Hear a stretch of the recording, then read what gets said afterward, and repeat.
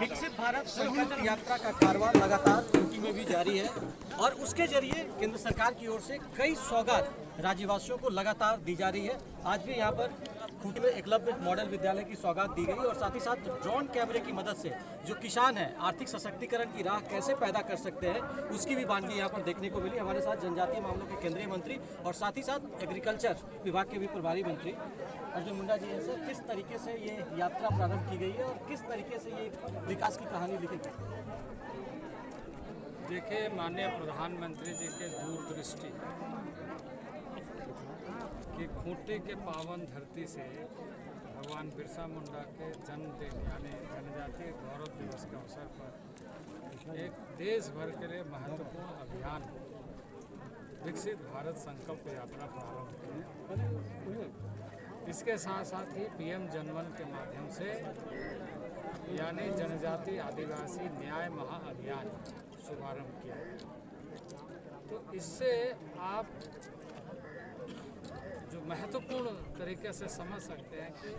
कितना संवेदनशील देश के प्रधानमंत्री हैं, जो पीएम जनमन के माध्यम से जहां तक कोई नहीं पहुंचा वहां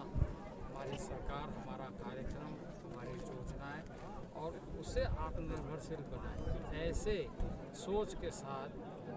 आदिम जनजाति यानी जो वनरेबल प्रिमिटिव ट्राइब्स है उसके लिए 24,000 करोड़ की योजना यहाँ से प्रारंभ किया। तो वहीं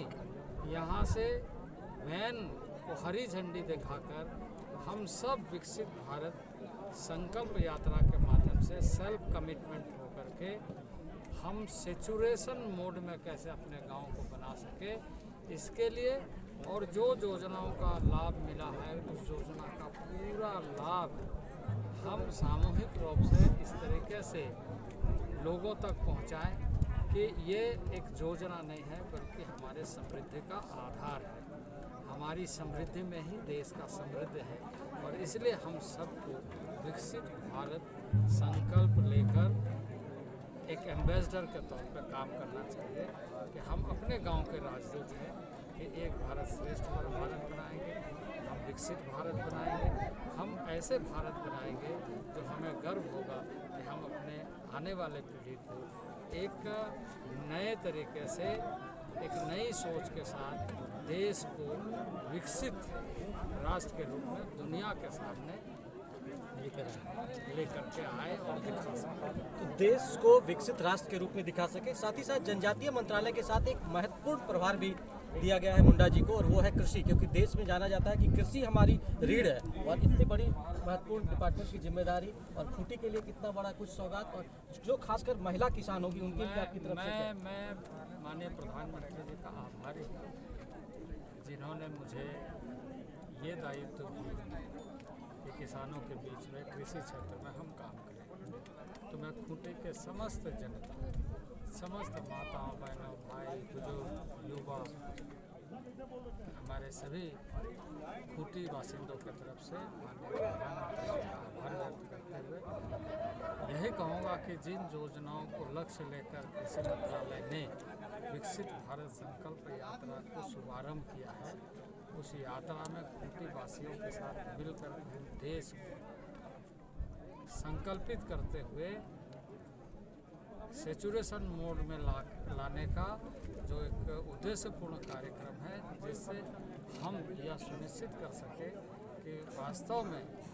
हम अमृत महोत्सव मना करके अमृत काल में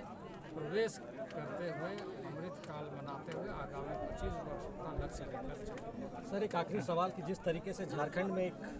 राज्यसभा सांसद के घर से इतनी रकम मिलती है और उसके बाद प्रधानमंत्री भी उस पर ट्वीट करते हैं कि किस तरीके से भ्रष्टाचार पर नकेल लगातार केंद्र सरकार कस रही है, क्या कहेंगे? देखिए, आप माननीय प्रधानमंत्री जी और इस सरकार के कार्यक्रम को देख सकते हैं कि एक गरीब को, एक गांव को ध्यान में रखते हुए किस तरह के कार्यक्रम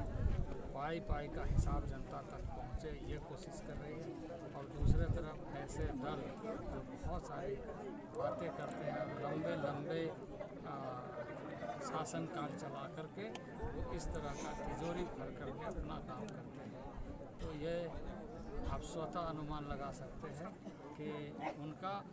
और माननीय प्रधानमंत्री का सोच में कितना अंतर है और किस तरीके से प्रधानमंत्री देश को